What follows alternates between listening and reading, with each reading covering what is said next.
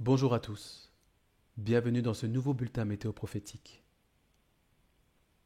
Je souhaiterais vous présenter le Dieu de l'Apocalypse, celui qui a promis d'essuyer toute larme de nos yeux, celui qui a promis de restaurer la terre telle qu'il l'avait imaginée et conçue il y a déjà bientôt 7000 ans. Et il a promis au cours de ce 7e millénaire de réaliser sa promesse. Et c'est parce que nous sommes à la veille de son retour et de l'exécution de sa parole que je veux vous présenter ce Dieu que nous allons bientôt rencontrer. Chacun s'est fait une conception propre de la divinité.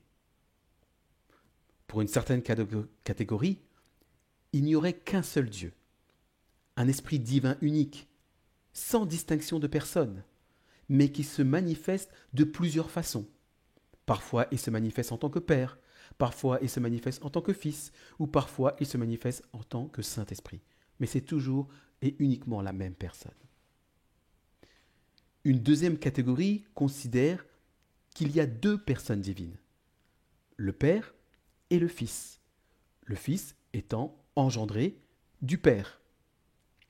Quant au Saint-Esprit, il serait une manifestation immatérielle de leur personne. Une troisième catégorie, la plus connue d'entre elles dans le monde chrétien, c'est qu'il n'y aurait qu'un seul Dieu.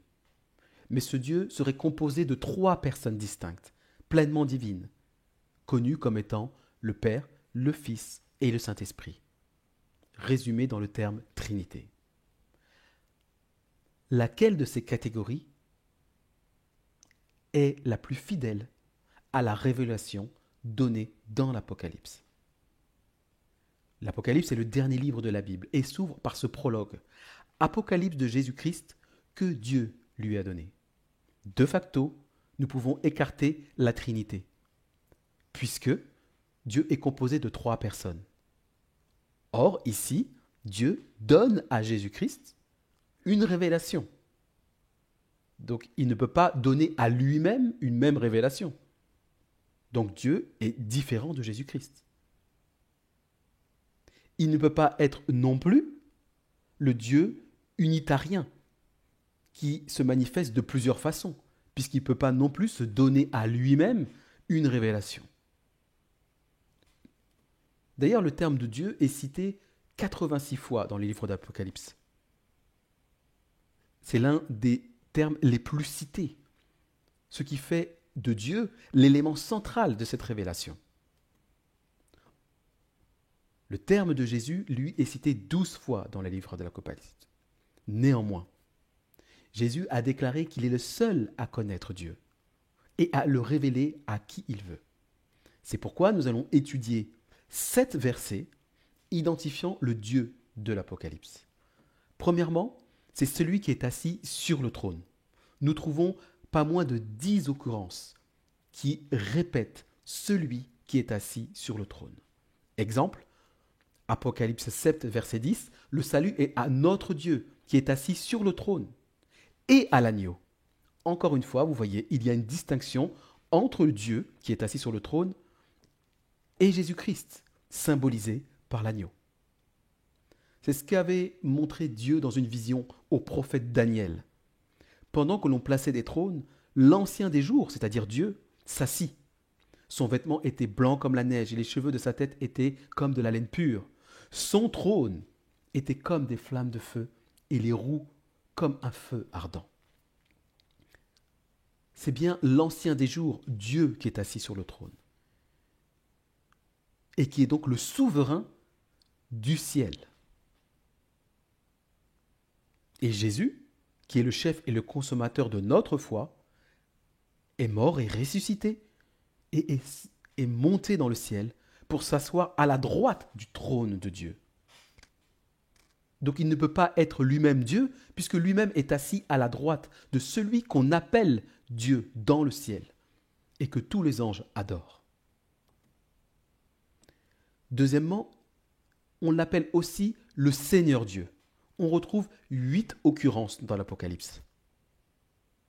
L'un d'entre eux dit « Les rachetés chantent le chant de Moïse, le serviteur de Dieu, et le cantique de l'agneau, en disant « Tes œuvres sont grandes et admirables, Seigneur Dieu Tout-Puissant. Tes voies sont justes, véritable Roi des nations. » Vous voyez même Jésus-Christ, l'agneau, chante les louanges de Dieu et le nomme Seigneur Dieu Tout-Puissant, considérant que le Dieu qui est assis sur le trône est supérieur à lui, puisqu'il lui rend hommage.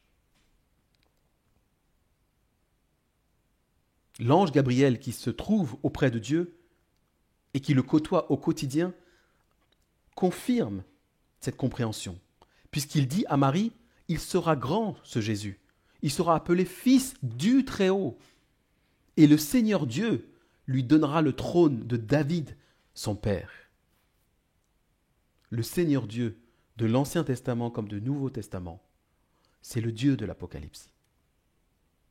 Troisièmement, nous retrouvons le terme de Tout-Puissant. Ce terme apparaît 8 fois également dans l'Apocalypse. Je ne vis point de temple dans la ville, car le Seigneur Dieu Tout-Puissant est son temple, ainsi que l'agneau. Il y a encore une fois une distinction entre le Dieu de l'Apocalypse, qu'on appelle Seigneur Dieu, le Tout-Puissant, et l'agneau. Il ne peut pas donc faire partie de cette composition trinitaire de Dieu, puisqu'il est à côté de Dieu, à sa droite. Donc dire que Dieu est composé de 3 personnes est, selon ces 3 premières citations que nous venons de faire, totalement faux.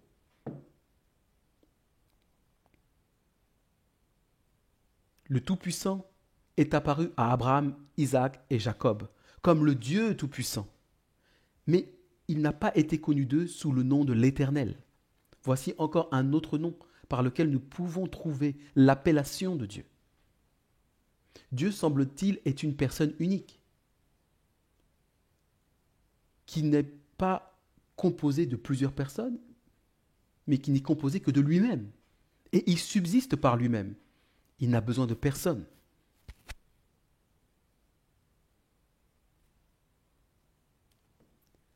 Quatrième appellation dans l'Apocalypse, qui apparaît 5 fois dans ce livre, le nom de Père.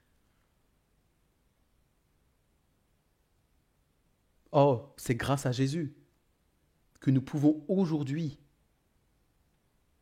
appeler Dieu notre Père. Et lorsque les disciples lui demandent « Apprends-nous à prier », il commence son enseignement en disant « Lorsque vous priez, dites « Notre Père qui est aux cieux » et qui est assis sur le trône, le Tout-Puissant, le Seigneur Dieu. C'est lui dont on parle. Dieu est le Père. Il n'est ni le Fils, ni le Saint-Esprit. Il est le Père. Dieu de l'Apocalypse est le Père. Et nous l'avons vu dans le verset précédent. Dieu sera lui-même son temple. Et il sera son temple lorsqu'il reviendra au cours du 7e millénaire nous chercher et qu'il nous amènera avec lui dans la cité céleste qu'on appelle la Nouvelle Jérusalem. C'est-à-dire que cela vient mettre un terme à cette proposition qui est faite par les Trinitaires, selon laquelle c'est uniquement pour le plan du salut qu'on fait une distinction entre le Père et le Fils. Mais c'est totalement faux, puisque la restauration du temple, où Dieu sera son propre temple, se fait dans la terre restaurée, où il n'y a plus besoin du plan du salut, puisqu'il a déjà été exécuté et arrivé à son terme. À ce moment-là, lorsque Dieu sera son propre temple ainsi que l'agneau, on reviendra à une situation qui existait de toute éternité. Donc ce n'est pas pour le plan du salut qu'il y a une distinction symbolique, métaphorique entre Dieu le Père, Dieu le Fils et Dieu le Saint-Esprit. Lorsqu'il rétablira toutes choses, il sera son propre temple, ainsi que l'agneau. Donc de toute éternité, que ce soit avant la création du monde, après le péché, ou après la fin du monde et la restauration du paradis perdu, le Père sera toujours le Dieu de l'Apocalypse. Jésus lui-même le confirme. Je monte vers mon Père et votre Père, et vers mon Dieu et votre Dieu. Et cette chose ne changera pas. Que nous soyons aujourd'hui pendant le plan du salut, ou une fois que le plan du salut sera terminé, achevé, le Père restera le Dieu de Jésus-Christ pour toute l'éternité, parce qu'il l'était déjà avant la création du monde. Cinquième appellation de Dieu dans l'Apocalypse, l'alpha et l'oméga. Nous trouvons 3 occurrences, dont 2 qui s'appliquent au Père, au Seigneur Dieu, le Tout-Puissant. Je suis l'alpha et l'oméga, dit le Tout-Puissant. Et nous avons vu que le Tout-Puissant, c'est Dieu, le Père, le Seigneur Dieu, celui qui est assis sur le trône. Il n'y a aucune confusion avec l'agneau, Jésus ou le Saint-Esprit. C'est ce qu'avait compris le prophète Ésaïe, grâce au Saint-Esprit de Dieu. Ainsi parle l'Éternel, roi d'Israël et son Rédempteur, l'Éternel des armées.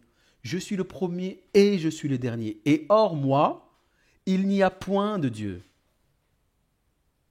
Est-ce que pour autant, cela veut dire que Jésus n'est pas Dieu? Je n'ai jamais dit ça. Et tous ceux qui pensent que je l'ai dit ont mal écouté mes vidéos. Or, Dieu, celui qui est assis sur le trône, le Tout-Puissant, le Père, il n'y a point de Dieu. Parce que Jésus est Dieu, parce qu'il est fils de Dieu.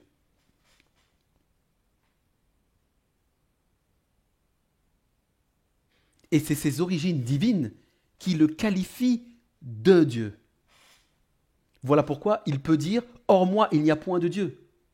Jésus ne serait pas là si moi, je n'étais pas là avant lui. Et c'est ce que Jésus a dit lorsqu'il était sur terre.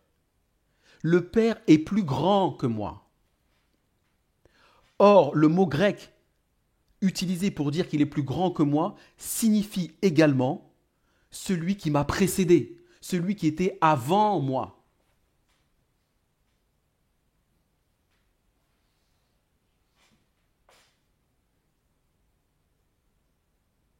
Il ne peut y avoir de fils s'il n'y a pas de père. Et Dieu n'est pas un menteur. Jésus n'est pas un menteur. Ils ne sont pas là pour jouer des rôles de composition comme on peut le voir dans un film. Lorsqu'il dit qu'il est père, il est réellement père. Parce que tout ce qui sort de sa bouche est la vérité. Et Jésus, qui est lui-même la vérité, dit qu'il est fils. Et parce qu'il ne peut pas mentir, s'il dit qu'il est fils, c'est qu'il est réellement fils. Ce n'est pas une métaphore. C'est aussi un Dieu vivant. Ce terme apparaît une seule fois dans l'Apocalypse. Je vis un autre ange qui montait du côté du soleil levant et qui tenait le sceau du Dieu vivant.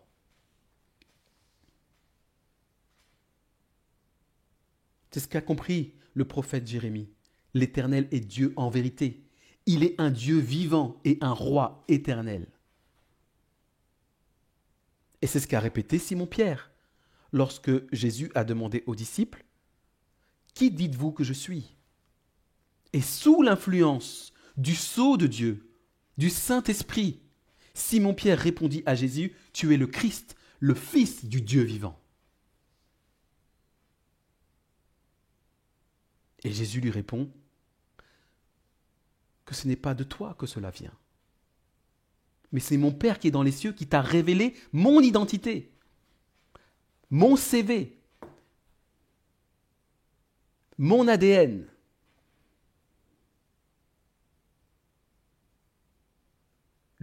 Le Père, l'Éternel, est Dieu en vérité, et le Dieu de vérité. Il ne peut pas mentir. S'il a révélé à Simon-Pierre que celui-ci est mon fils bien-aimé, écoutez-le, c'est que c'est son fils bien-aimé. Écoutons-le. Il ne ment pas. Il n'y a pas de métaphore. Il n'y a pas de symbolisme dans ces termes. C'est ainsi qu'est le gouvernement du ciel. Le Dieu de l'Apocalypse est le Dieu vivant, un roi éternel. C'est celui qui est assis sur le trône. Et enfin, le Dieu de l'Apocalypse est le Dieu du ciel. Tous ceux qui refusent cette vérité feront partie de ceux qui blasphémeront contre le Dieu du ciel lorsque les fléaux vont tomber sur eux, juste avant le retour de Jésus-Christ. Parce qu'ils n'acceptent pas qu'il n'existe dans le ciel un Père bien-aimé qui a élevé à ses côtés, à sa droite, son Fils bien-aimé. Voici donc comment vous devez prier, nous dit Jésus. Notre Père qui est aux cieux. Notre Dieu qui est aux cieux. Notre Dieu du ciel. Que ton nom soit sanctifié, que ton règne vienne.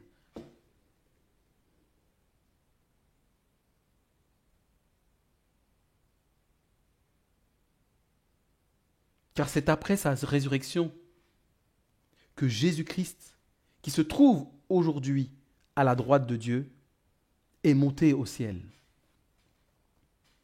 Et il attend l'ordre de son Père pour revenir du ciel, nous chercher selon sa promesse.